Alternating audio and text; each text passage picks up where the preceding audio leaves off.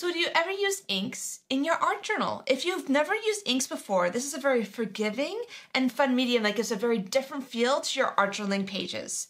So earlier this week, I was asked, can you use inks in your art journal? And more importantly, how can you seal them? And how can you make them work effectively in your journal? So today I'll be sharing some of my favorite techniques for using ink in the journal, as well as sharing some of the properties of these different inks so you know what to use on what surface. If we haven't met yet, my name is Nadine and welcome to Hopalong Studio. So let's get started. So there's a lot of different inks out there, but I would suggest sticking with 3 types of ink for your art journal. One of those inks is dye ink. Dye inks are available by almost every brand in their own special range of colors. The ones that I've had, and I've had these for more than 10 years, are the Tim Holtz Distress inks. And they are a really excellent dye ink. They come in a huge range of colors. And more importantly for me is that they all come with re-inkers, and you can easily get the re-inkers. So the one little rant I will make is don't ever buy a stamp pad if you can't buy a re-inker at the same time. That's like buying a car and not buying gas for it. Basically, these will dry out over time, but that doesn't mean that they're done. All you need to do is just add some re-inker on the top to re-wet it and get a little bit more color into it, and you can use it for years. And so I like Tim Holtz because he does provide all the re-inkers for each of the stamp pads. So when you're choosing a dye ink, I would choose one that you can get the re-inkers. And the dye inks are great because they are semi-translucent, they have beautiful color, they blend beautifully, you can use them for stamping, and they do re-wet when used with water. And that gives you some very interesting possibilities when using it with your art journal. The other brand that I like to use are Distress Oxide inks. These remind me a bit of chalk ink. They are a special formulation that is specific to Tim Holtz and Ranger, but I like using them. They're a little bit more opaque. The color goes on a little bit stronger, and when you add water to them, you get a really interesting effect. So they are different than a chalk ink, but since chalk inks are not all that easily available, I like using them in place of chalk ink. I also like them for some of the properties you get when using them with water. And the last category of ink I always use are my archival inks. So archival ink is an oil-based ink, and this oil-based ink is permanent, so it works really well for adding stamped images, adding focal images, adding wet things on top because it will not run. I usually use my black archival ink pad, but today I'm also going to branch out to some of my colored archival ink pads. So when you're wanting to add ink to your art journal page, you want to probably use an ink blending tool. So these ink blending tools are a new one that I've added to my collection, and these have been out for a few years. I have lots of other ink blending tools, so I wasn't really the first person to jump on the bandwagon with them, but once I got them and used them, I went, okay, I get it. I understand why everyone switched over to these ones. And so basically these are a type of makeup brush, and so it has all these little fine bristles that is used for ink blending. So originally I think they were sold as makeup brushes, now they sell them as ink blending tools. They work very, very well. And so because there's all those fine little bristles, that gives you a really nice, even coverage and a really nice blending. And because of the shape and the size of it, it's also very easy to handle. These also come in these smaller brushes as well. You can get really tiny ones with little bristles, you get some larger ones, and I like using these for details. And I will link to both of these sets of brushes. I got them from Amazon really inexpensively, and they've worked really, really well. So I don't feel the need to get any other brand of brushes because these are working more than well enough for my needs. When you're choosing a paper to work on, I would say a very smooth watercolor paper or a very smooth paper of some sort. Because I built this journal, I use my favorite paper, which is the Strathmore Bristol 300 series paper. This is a very smooth paper. I use this for drawing, and I use it a lot for inking, just because you get a really nice consistent result. It's heavyweight and it's extremely smooth, and it's meant for a lot of pen and ink work. And so to start with, I'm going to show you how you can ink blend. I know a lot of people will go from the end here, but I like the control of just having my hand on top of the sponge like that, because I feel like I'm getting better control of my tool. And so you can add in very light layers onto your surface. And you can go quite heavy with this. Because I want to trace an image on, which you might be surprised that you can trace an image onto such heavy paper, but you can.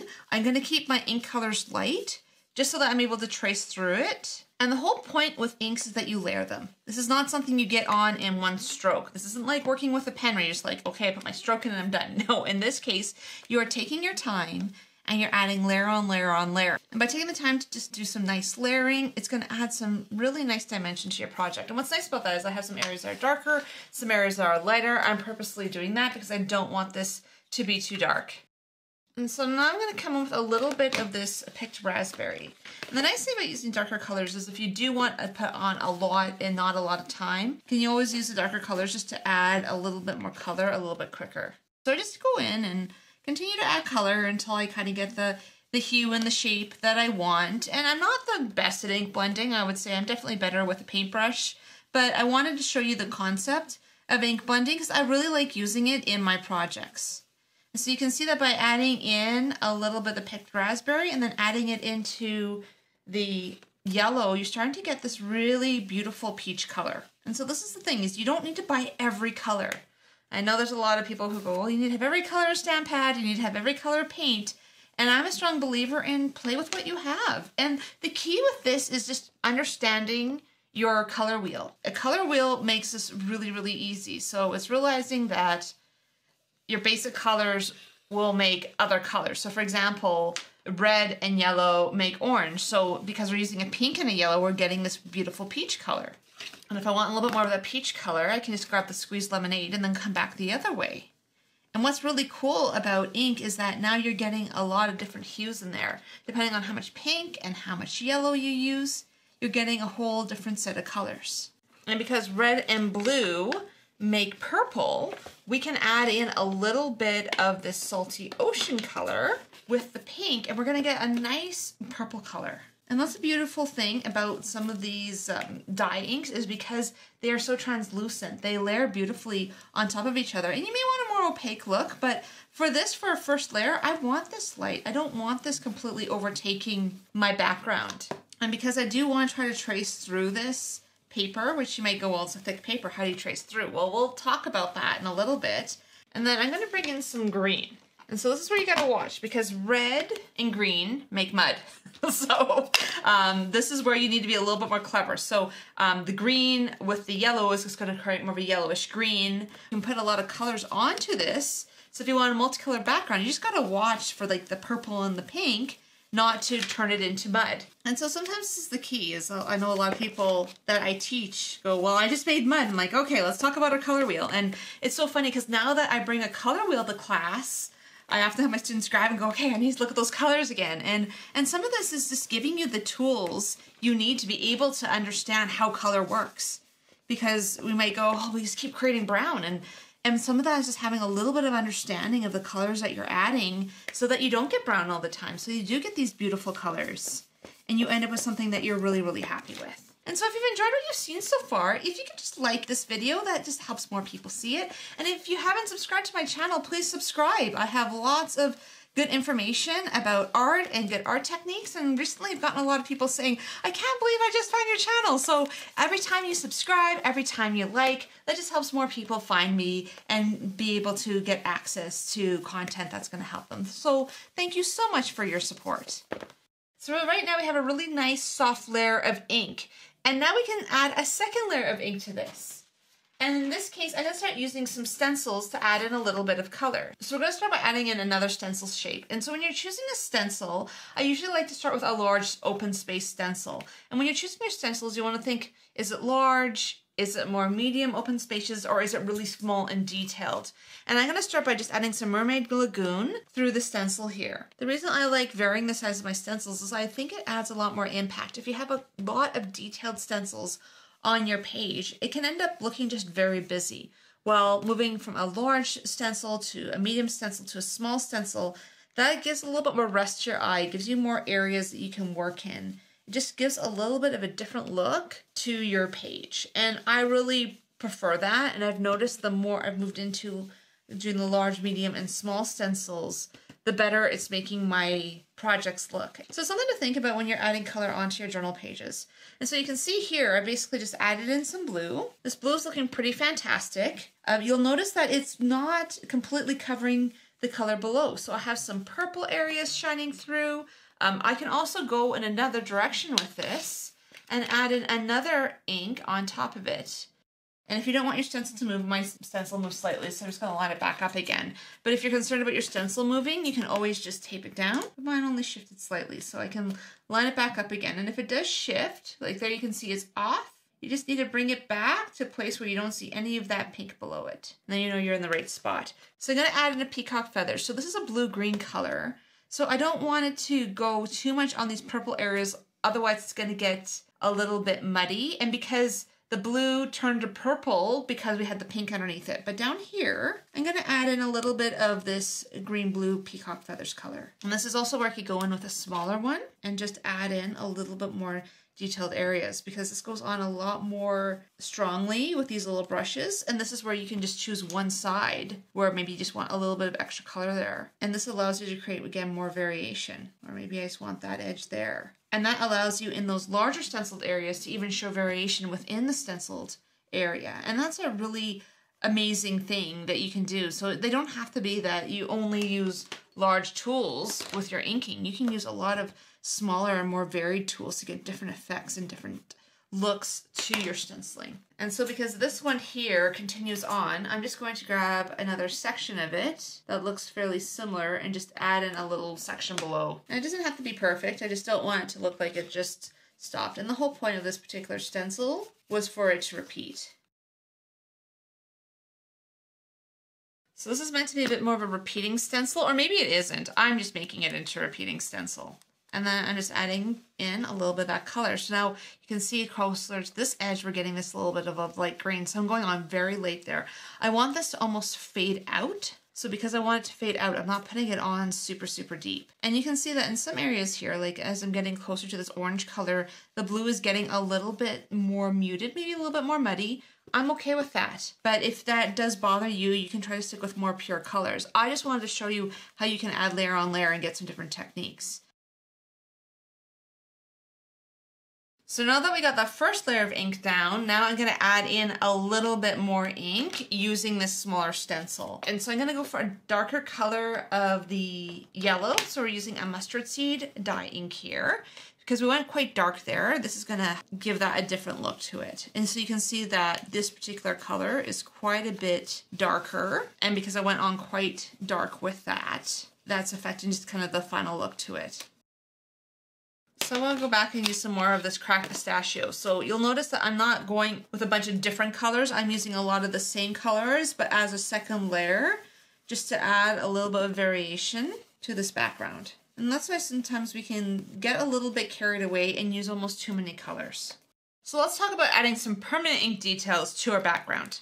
So I'm going to add this Baroque stamp. I'm using this speckled egg ink, which is a very light colored ink. What I like about this Distress Ink brand is they have all of the inks in a bunch of different formats. So they have it in archival ink, they have it in Distress Oxide ink, they have it in Distress ink, they have it in paint, which is nice if you're looking to try to have a bunch of different mediums and you want them all to kind of work together or match. The speckled egg ended up going more of this bluey green color, and we're gonna go on with a little bit of green and see how that looks. So that's quite a deep color. And I'm gonna go in with a little bit of the Kitsch Flamingo, which is another pink, which again, I'm pulling from the different colors I already have on my surface. And because I'm closer to the end of my book in my art journal, I'm not having as smooth of a surface, which is why I've started using it without a stamp pad. It just kind of gives you a little bit more control over the surface. I'm gonna go back in with that speckled blue to add in a little bit more of the text. And this might seem like quite a busy background, but then it'll make a little bit more sense as we continue on with this project. So I just realized I didn't turn on my camera to show you the next step. So you'll notice that there are areas in this that are now smeared. So what I did is I basically took my water bottle and I added in some water.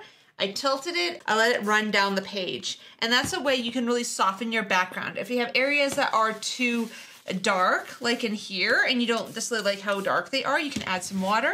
You can dab off with your paper towel, but you'll notice that any of the areas that you use the archival ink for, they did not spread, they did not move. And so, unfortunately, I didn't turn on my camera when I was doing all of this stuff, but you can see that as we've allowed some of the inks to change and move, you're getting some really interesting looks to it. So you have areas that are very very sharp, you have areas that are very soft. I feel like this adds a little bit more of an interesting look to your ink projects instead of it always being the perfectly stamped and inked image. And you just want to make sure that you let this heat set to dry. If you don't like this look and you think you're going to want to go in with some wet mediums like some really heavy paint or some watercolor, what you can always do is use a workable fixative. What a workable fixative will do, it will seal the surface so you can add other colors on top. I've used it with watercolor, so I know it will work with these inks, and it shouldn't have them run or mix. Instead, they should seal really nicely, and then you'll be able to move on and add another layer. And so realize that anytime you're using a dye ink, any sort of wet that you'll add to it,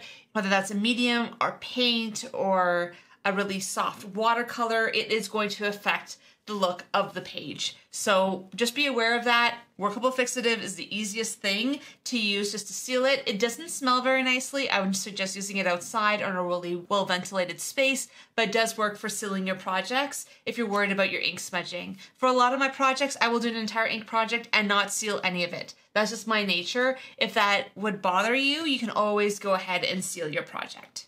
And so the focal image for this piece, I decided to use a sketch I did of my rabbit. And so I'm going to be adding this behind the paper, which you might go, well, you can't see it. But if you use a light box like this foamy one, and you put it in behind, so you can see now it's super dark. I've shut off all the lights in my room, but you can see the rabbit now through the image. And so this is how you need to do tracing. I do have an entire video about tracing, so if you're interested in doing tracing, there are more than one way you can trace, but I like using my light box because I can get all these details. So you can see that you can see the rabbit now through the paper. So this is a heavy duty paper. You've added ink on top, but you are able to see the image to trace it. So let me just turn on a couple of my lights here just for a moment. And I'm not going to show you all my tracing just because I'm going to be doing it kind of in the dark. But I wanted to talk with you about dip pens. And if you've never used a dip pen, this Braun nib that I have is one of my favorites. You basically have nibs, you put them in the little handle, and you can use a dip pen in a lot of your work. And I actually have another video on dip pens. So if this is something that interests you, you can definitely learn how to do it. This sketch of my rabbit, I actually did with the dip pen. And what I love about it is all this fine detail. It's just through pressure. So you can get your thick lines, you can get your thin lines. This is a way of really controlling your ink. And so instead of using 7 or 8 different Sakura pens or Pitt pens to try to get all of these different levels of thickness for my picture, instead I'm just basically using one dip pen. So I basically have my basic shape of the rabbit that I've used my tracing table to trace. And the reason I wanted to show you this is because now I'm going to take it, add all my cross hatching, add in some details that's going to make it look a little bit more sketchy, a little bit more painterly. And this just shows you just how good a dip pen can work, because you can just add in these little marks, you can add in cross hatching. And again, if you use a very steady, soft stroke, you end up with something very thin, but at the same time, you can add in these super thick lines if that's what you wanted to do. And I should have done that right there because now it is pretty obvious. But I just wanted to show you that you can take this quite far and do quite a bit with it. And I think the reason I really wanted to focus on this was so often we say we can't draw, we don't know how to draw. But the key to learning how to draw, I find, is tracing. You start tracing things that you like the idea of drawing, and you just take the basic shape and then you start adding in your own little scratches and scribbles. And then you can start working towards developing your own drawing skills. Because I find that, especially with architecture, I look at the shape and I go, well, that's a weird angle that would be at. Like, that can't be right. And then you realize that actually that's the way a building is. And you start understanding a bit more about perspective. You start learning about some of this stuff, and it just goes a long way for improving your drawing skills. And even if you never want to draw, you can trace. You can take things that you find online, just make sure that it's not copyrighted, and use them in your own work. And you can just basically add in a lot of these little details. And I'm going on this very loosely. I'm not getting into every detail. I'm being very loose with my hand. I actually don't hold my dip pen like this. I'm holding it quite loosely, just so I can get more of these scratchy lines, these softer lines, and be able to just add in a little bit of the details that I think really add to this piece. And this is where you could take sketches of birds or anything else and just add them into your art journal just using tracing. Because if you don't feel comfortable drawing, that doesn't mean you can't add really nice images into your work. You just have to think a little bit harder about where you can get some images, and just learning to be really easy with your hand and maybe figure out how to use a dip pen, or I also like calligraphy pens for this type of work. I think she looks pretty amazing, but what I'm going to do is now go back in with some of my inks, and I'm going to add in a few details because I really like where this has gone, but I still feel like I like to pull her out from the background a little bit, but I don't want to color all of her because I love all of the different mixed media feel that is coming through, and so I don't want to take that away from this picture. So we've added a permanent ink. Now we're going to add in a lot more blending ink again, just to see what kind of effect we can get. And then this is where all of these tiny little tools can come in. So we can start anywhere on these, but I'm just going to start at the top and just add in a little bit of worn lipstick into her ears. She does have that kind of pinky look to her ears, but it's not super dark. Because it goes quite well with the color that we've already added into this background, it looks pretty good. So I've wiped off my brush because I'm trying not to contaminate my ink pad too much, but I want to also add in a little bit of this white because I do want that to be a little bit opaque, let it stick out a little bit. But I think that goes a long way just to add in a little bit of a softer feel to this. This is where the little brushes come in handy because I'm going to take a little bit of a vintage photo. Ooh, it's just a tiny bit of color in here that's a lot lighter than everything else. I went a little bit dark with that, a little bit more. You have to watch these guys because the first stroke's always going to be a little bit darker. So you want to watch that so you don't overwhelm the color that you're adding. And then she has a little bit of that lighter color in here on her paws.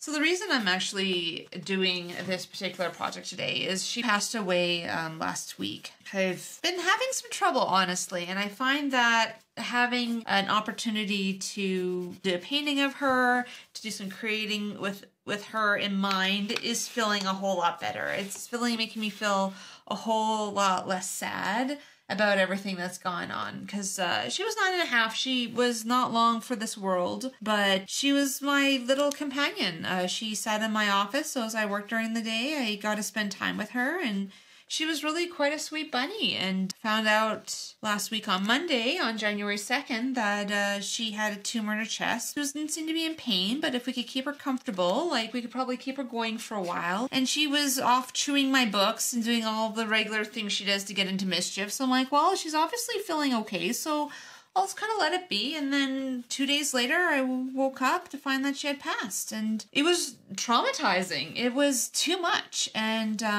yeah, so I think what I'm running into is like, how do I work through grief in a way that it keeps you open-hearted? And sometimes for me, art is that thing that keeps me open-hearted. Instead of getting really far into just being so sorrowful, which at moments I am quite sorrowful about everything that's happened, it at least keeps me in a place where I'm able to create and talk about it over just falling into incredible amounts of grief. So it has not been easy. It's definitely not an easy journey, especially after like 9.5 years. And for her breed, normal is usually about 5 to 7. So she was ancient. There's no question about it. But that didn't make it any easier when she passed so suddenly. I think I just wasn't prepared, and I wasn't ready to all of a sudden hear like, oh, she's sick, oh, she's no longer with us. So it's just been my reminder to me in everything, in a lot of things in my life, like, am I staying open-hearted? Where I can be open-hearted that yes, there is pain, yes, there is sorrow, but it doesn't have to win. It doesn't have to own me or make it that the rest of life is awful. So you can see with all the coloring that I'm doing, I'm trying not to lose all of the underneath color, and you won't because you're using ink on ink. If you were using paint on top of this, you could completely obliterate what's below. But that also is another option, is you can use your inks as your really soft background, and then you can add in a lot more vibrant paint color to it, or do a lot of different things with it. There's no one way of doing this. I just wanted to show you a project that was all ink, that was going all in with the inks and seeing where you could take them. I'm also going to add in a little bit of this tinted charcoal pencil This one's in white. And what that does is that allows us to add in some really strong white areas, because you're gonna have a hard time getting that same level of white with ink. And so there's a lot of little areas, like she has a little area here that was white. Her little paws were always white at the ends. And so it is covering up a little bit of the ink, but I'm okay with that. I don't mind that it's blending in. And I've always found like she had her little, I always called it her little mustache. She had a little mustache of like white in here. And so we're just adding a little bit of that white into this area. And now the final touch for this is to add some color to the background. So I'm adding a little bit of Broken China and Mermaid Lagoon. And just again with one of these smaller guys. And I'm just adding it in areas just onto the surface. With Priscilla's picture here, I maybe took this a little bit too far. I do have a lot of color on here. I'd maybe gone a little bit lighter with her coloring, but at the same time I did want to pull it out from the background. It was very cool just with the ink on the colored background, but at the same time I really wanted to pull out some of those colors. And I do think it adds a lot to this, but what I like about it is you can still see the stenciling through it. You can still see all those other colors to it. It really adds to the picture, and it just shows you how far you can take inks. If we had just done the brown bunny on a white background or done stuff around it, it would have given it a very different look than by adding the layer on layer on layer and then having some of the archival ink in there and then having a little bit more of the oxides and the distress inks on top. And so I really wanted to show you how far you can take it. And so with all of these little tools are fantastic for adding details into your drawings and being able to add really a lot of dimension to your piece. And so I hope you've enjoyed this video. This is giving you some ideas on how you can use your inks and how far you can take it in your art journal. And if you've enjoyed this video, if you could like it, subscribe, and just hit that notification button so you don't miss out on any future videos. If you want to see another video about inking and layers, click here. This is one where I went over a lot of stamping and layers and just how to add in inks and how to really make your ink projects dynamic. So I'll see you in that next video.